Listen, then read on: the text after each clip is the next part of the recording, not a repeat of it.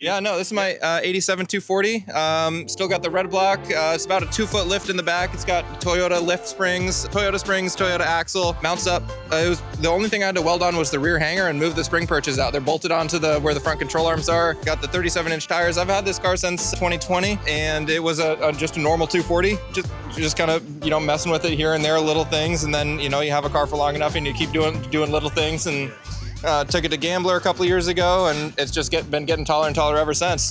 This whole car's kind of put together with stuff I found, for a good deal, or kind of just parts I had laying around. It started off, the first lift was just a 2-inch lift on 27s, and then it got a couple more inches and on 31s. And it's still got those 31s in the front, but yeah, clears those 37s, no problems. I got 35s for it, and I was like, those look a little small, a little too practical. I think I got to go bigger.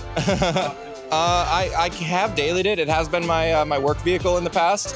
I used to work at a farm, so taking that farm roads, and as you can see, it's a pickup now. But it's definitely dailyable, but it's not the most comfortable thing to ride around in, as you'd imagine. Going over the pass, I took this to the Davis car show, and going over the passes was quite something. Dropping down into second for some of them. It's not a fast car at all.